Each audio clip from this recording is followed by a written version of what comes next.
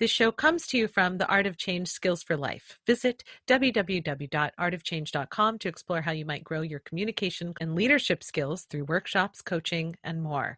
Plus, you get to work with me. My guest today is an experimenter and a leadership enthusiast who helps his clients make significant progress towards change that truly matters to them in his work as a facilitator, speaker, and coach. He is the author of the book, Survive and Thrive, 120 Ideas to Cultivate Your Leadership Agility, and the founding and managing director of Agility Consulting Group. Hailing from Melbourne, Australia, my guest is Andrew Williams. I'm Aidan Nepom, and this is the Changed Podcast.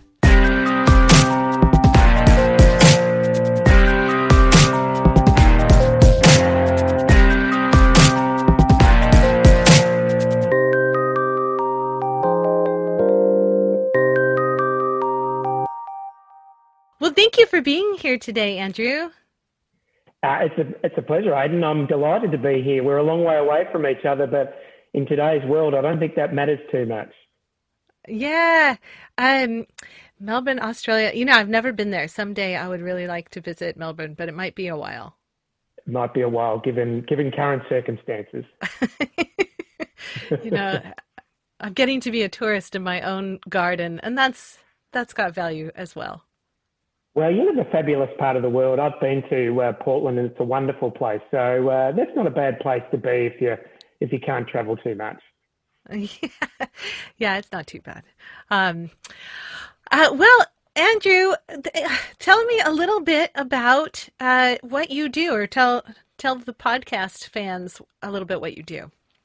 Sure. So I've been in my business now for nearly 17 years, and it's gone really quick. And my work, as you sort of mentioned in the introduction, is really around this byline of helping people make progress on change that really matters to them. So I do a lot of work with individuals from a coaching perspective, but also, and particularly at the moment, I'm doing a lot of work with leadership teams to help them make progress on change that really matters to them. And, you know, with current situation with COVID-19 and the disruption that's creating, it's really focused teams on how do they need to work together and collaborate more effectively and sort of adapt to a new normal. So that's a lot of the work that I'm doing at the moment. Prior to this year, what would you say was the thing most commonly getting in people's way, that they wouldn't just be able to make the changes that were important to them without seeking external consulting?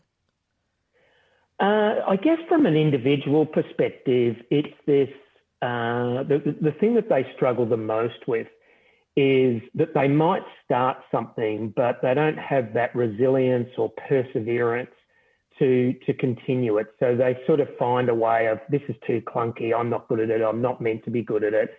And so they actually stop. And they also get sidetracked by a lot of the busyness that happens. And I see the same thing in teams as well. They get busy doing the day-to-day things without sort of stepping back up on the balcony and going, okay, what do we need to do different? And how do we actually be disciplined around doing different? What have you found is helpful in terms of helping people reach that breakthrough? Is it just having an accountability partner, a little bit of cheerleading, or is there more to it? The whole focus on experimentation is really critical. You talk about myself being an experimenter. It's much easier to do it that way than trying to make something that feels too big. And when it feels too big, they actually pull back from it. So the experimentation is something that's been a real winner for me, and much so that I'm now starting to practice a lot more around what I preach. Oh, that's great. I love that idea of experimentation. It's, you know, as you know, I have a lot of background in improvisation, and one of my favorite sort of mantras to pull from that world, because we get on stage without a script, is don't try your best. Which, by the way, I always hold on to at the exact same time of, I might as well try and be perfect. It's this like in-between zone where like innovation and creativity and comfort and buoyancy, comfort with failure and buoyancy, where those things sort of live together, is in between don't try your best and you might as well try to be perfect. Actually, that's a good point. A good thing about experimentation is, and I always have this mantra, as the word you used is, you can never fail if you have a learning mindset. And so I've done a little bit of improv as well, which was one of my experiments. And for me, it was just beautiful to do something where I was completely incompetent, and that was okay. Yeah. Yeah.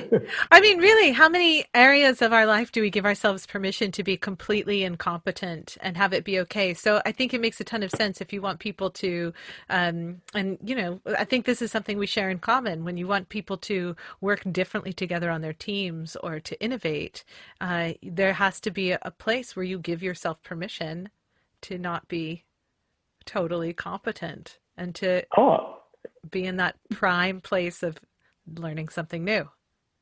exactly. And, you know, if you want to step outside your comfort zone and make change that's important to you, the likelihood is you're going to have to feel comfortable with being uncomfortable in that place of incompetence. And that's okay. You know, I remember someone used the expression, which I really love, is that, you know, development is getting out towards your frontier of competence and beyond. And I think that's really true. What does it look like when I take that extra step where it suddenly feels, okay, this is clunky. I'm not good at this, but actually this is a great learning experience. And I think that's what helps people make progress on change, is to gradually get out there beyond that frontier of competence. Have you always been so comfortable and driven by the idea of change? Or what has your relationship been with this sort of broad idea over the years? At a macro level, I used to work at Ernst & Young in the change management practice. So I always felt at an organisational level that I was pretty comfortable from a process perspective in helping organisations deliver on change.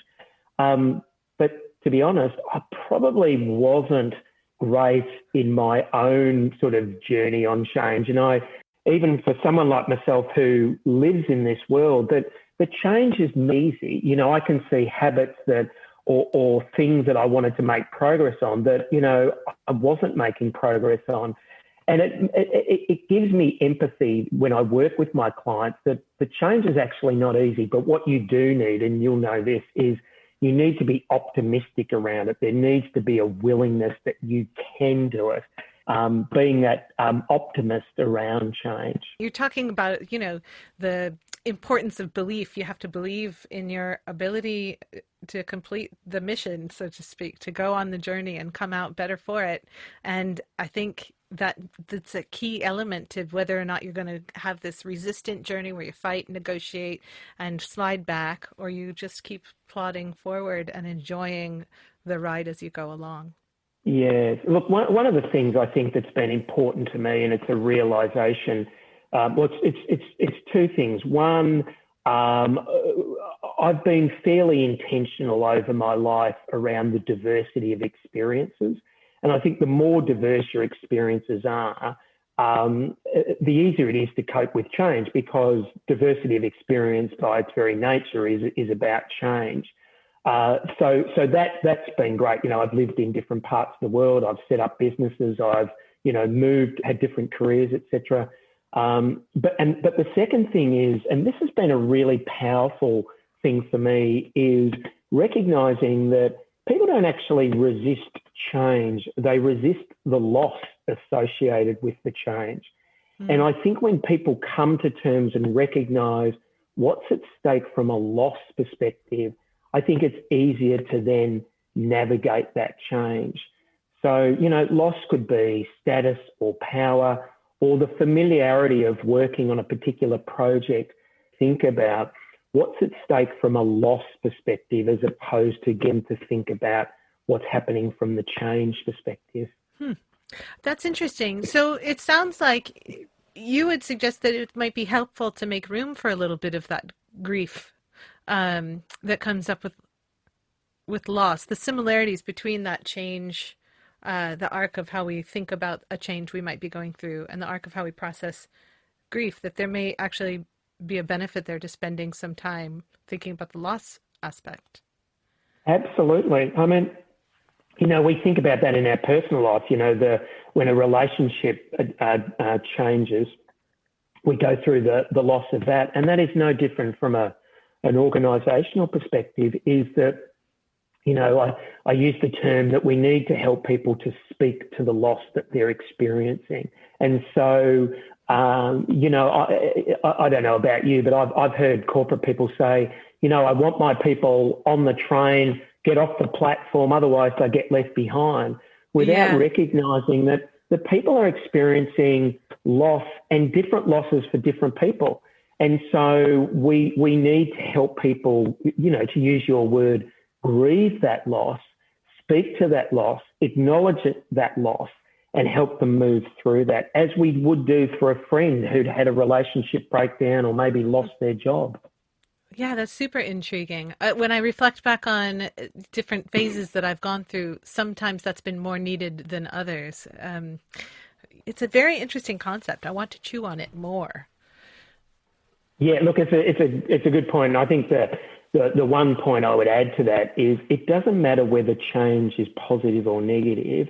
It still involves the feeling of loss. So, I could give someone $10 million and that will change their life, but there'll be loss associated with that as well. And recognizing and acknowledging that, I think, is incredibly important. Thank you for sharing that perspective. Speaking of sharing, would you share a little bit, something a little more personal? The podcast mission here is to collect stories from people as a way of sort of examining how we understand the word change itself, because we use it in so many contexts. And so would you, Andrew, tell us a story from your real life of a moment of change or pivot that you experienced? Sure, I can do that. And it's always lovely to share something that makes me feel a degree of vulnerability, because the story is one of vulnerability. And I actually looked up the date of when this thing happened. It was May the 1st, 2018, and I was finishing the end of my book, as you talked about earlier, and I was just reading through the last few chapters, and I'd had this really busy 3-year stretch, and I was reading the last few chapters, which was around stepping outside comfort zone. It was around experimentation, and as I was reading this, I suddenly felt this significant dread, and I felt like an imposter, a fake, a fraud, inauthentic, whatever word, and I suddenly there was this miserable feeling. And I remember at the time going, here am I out there trying to help my clients make progress on change that matters. And I'm not doing this myself. I'm not embodying, I'm not practicing what I'm preaching. And I remember it. I was actually at this table that I'm speaking from today. And so I knew that I needed to let that percolate. I wasn't sure what I wanted to do with it. And it percolated for a couple of months. And then in July 2018, when I'd handed over the manuscript to my editor, I actually thought to myself, I need to make a change or pivot, to use your word, in my life if I am truly going to embody what I'm talking about, which is, the experiment, stepping outside my comfort zone, and a realization that actually I was unhappy in my life. And so what I decided to do was to, just before that, I remember reading a quote. You may have heard this quote, which is from Joseph Campbell, an American philosopher, who said, the caves that you avoid have the treasures that you seek. And I remember reading that and I going, oh gosh, that's powerful. Here was I in my life, avoiding the caves of vulnerability, connectedness, self-care, self-love, all of these things. And so I decided my intervention was to take a sabbatical and to take 6 months off But not only that, to run a series of experiments. And these experiments were to, as we talked about earlier, to take me outside my comfort zone, beyond my frontier of competence, and actually get me into a place of vulnerability and connectedness, both with myself and with other people. So there are a number of experiments. You know, I did stand-up comedy, I did improvisation comedy, I ran a marathon at Mount Everest for my sins. I did meditation. I did meditation in Thailand for sort of 14 days. I did a month of gratitude where I sent out a card to 31 people over a month, expressing gratitude for what they have given to me in my life. But each of the experiments was to really test me around incompetence, because one of the things that I realised, and goes back to earlier about why people struggle around change, is that competence for me was a mask, it was an armour, and that if I was okay in this world, if I was competent at something. So growing up, if I was competent at sports, I was all right. And then it became more around my work, and, you know, I got good at my work, but something was missing as well. And so my journey around these experiments has helped me to be more vulnerable and more empathetic as well, to actually live and breathe. I think the process of change is incredibly important, because I think it does give us this empathy. And so for me to have that as a pivotal experience, and to remember vividly, and I don't know when you've talked to other people about their experiences, but this real visceral feeling for me of shame and self-doubt and fraudulence. And I needed to feel that over a couple of months to give me the sense of impetus to do the work that I needed to do, and that was to take the time off to run these series of experiments. Wow, thank you. Of the experiments that you did, was there one that you were like, you had a really strong reaction to, negative or positive? So, look, I would say pretty much all of them had a reaction, but the one that I had the greatest reaction to was running a marathon at Mount Everest. Not every day. I wondered if that might be the one that got the strongest, and I'm curious to find out what it is. But when I heard you say that, I was like, that sounds hard. No, absolutely. And no one wakes up in the morning and says, you know what, I want to go and run a marathon at Mount Everest. So, look, the last 5 or 6 years, I've been a runner. I've never been a runner before that. And I've done a couple of marathons. But I wanted to pick something that would physically challenge me. And I'm an asthmatic, so I knew that being in altitude, it would physically challenge me. And I remember arriving in Kathmandu, and I went via Singapore, and I had a couple of days in Singapore. And I arrived in Kathmandu, and I just had this wave of anxiety that I cannot remember the last time I experienced at all. I don't want to do this. I want to get on a plane. I actually looked at flights back to Singapore, and I'd travel around Asia before I went back there in 3 weeks' time. I even thought about flying to London, you know. And I remember going down to the restaurant at breakfast on the morning we were to leave. And so I was surrounded by all of these Ironman people who'd done ultra distance. You could see the T-shirts on the back. And all I could think about is, what have I got myself into? And what was really interesting is that there was a marathon, an ultra marathon, and a half marathon. I'd actually enrolled in the half marathon. Anyway, I got on the bus and I started chatting to this guy, and he was doing the half marathon. And in the whole bus, there was only 2 of us doing the half marathon. I looked at him and I thought, I've got this. If he can do it, I can do it. So we eventually got up to the base camp, and we had 2 nights of acclimatizing.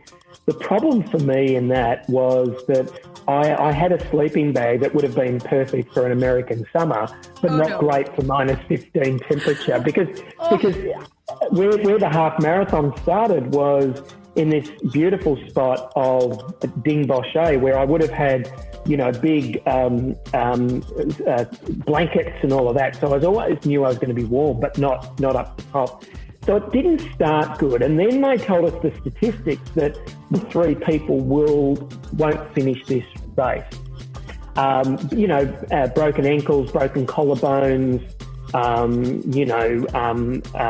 they might get food poisoning, influenza, all sorts of things. And so I just thought, oh no, everything is working against me.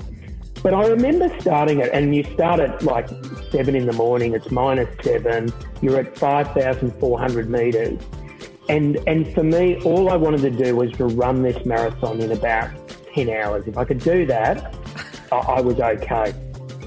And what people don't realise with altitude is you literally, unless you're a supreme athlete, you can run downhill a little bit, but it's really hard to run on a flat.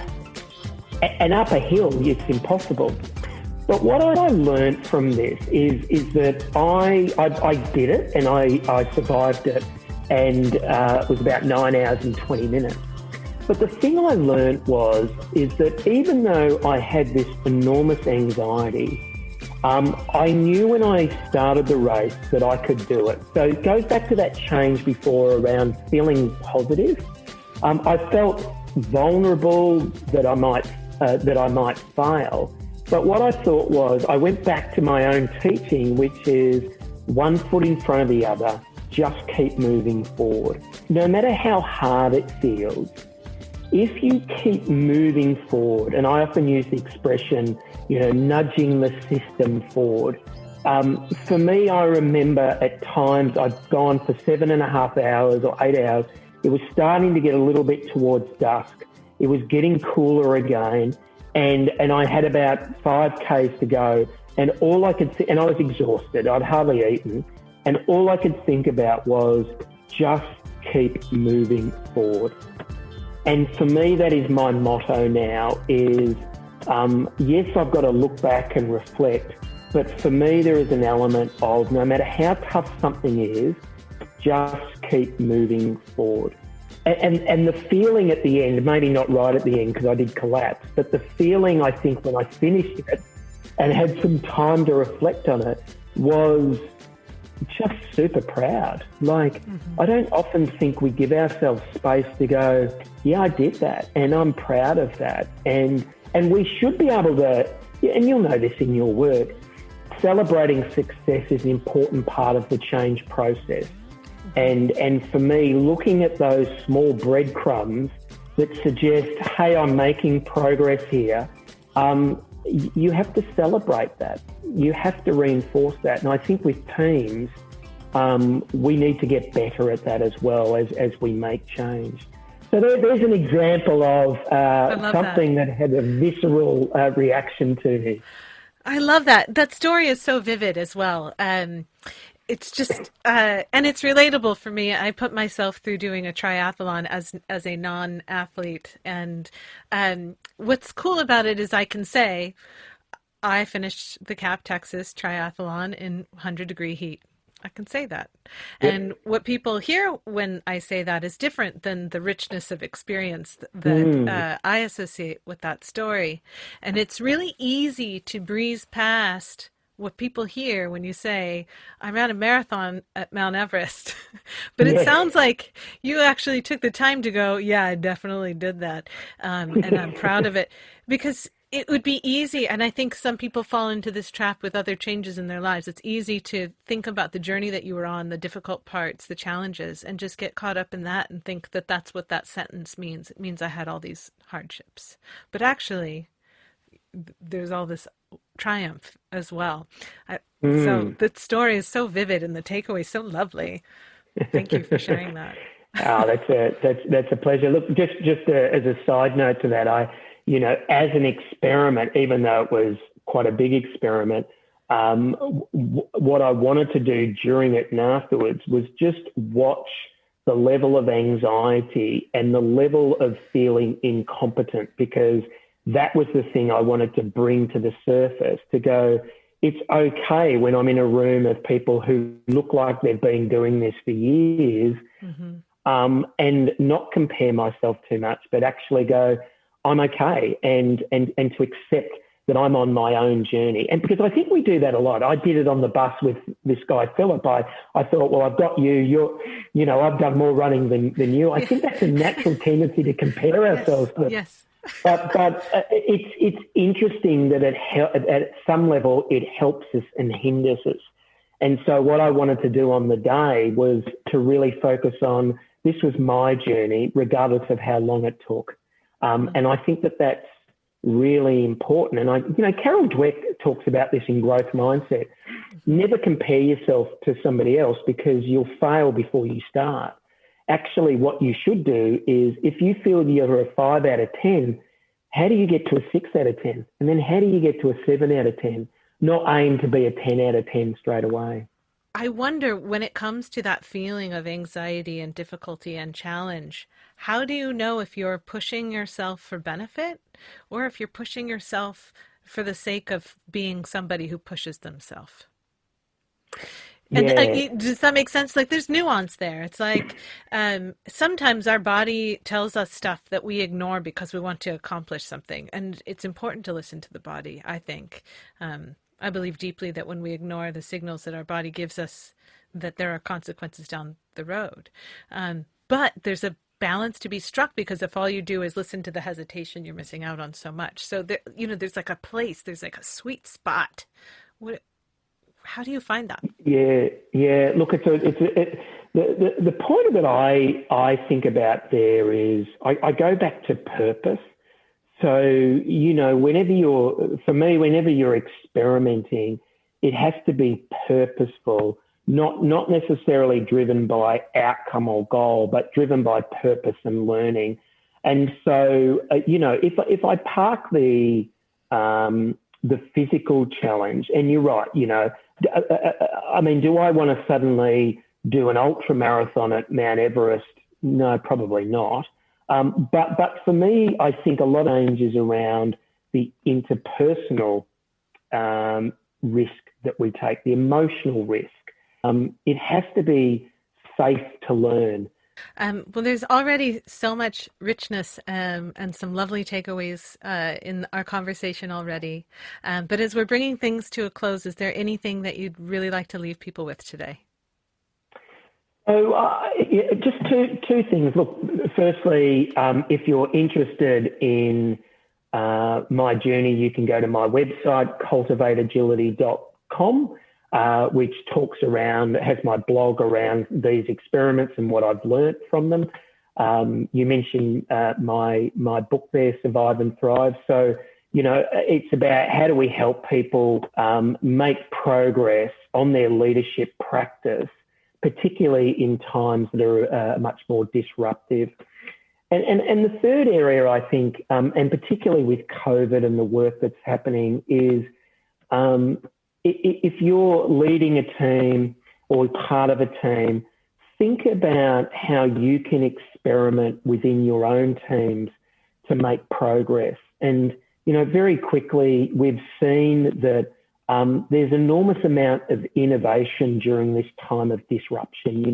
No one would have thought that many people would be working from home, but we are. And the technology that's supporting that's been amazing. So let's use this time with a sense of purpose to make progress on the things that we didn't think were possible, but maybe with the right mindset, they are possible. And so there are some things that I wanted to leave your listeners with. And I love the conversation. And, if we had time again, I'd love to talk about improvisation comedy and stand-up comedy and all of those sort of things. Yeah, I'm sure we could have a really fun conversation about those experiments as well. There's no doubt in my mind. Well, Andrew, thank you so much. This has been really lovely, and I'm excited because I have some thoughts that I get to chew on after as well, which is always a bonus for me. So thank you. Wonderful. Thank you very much.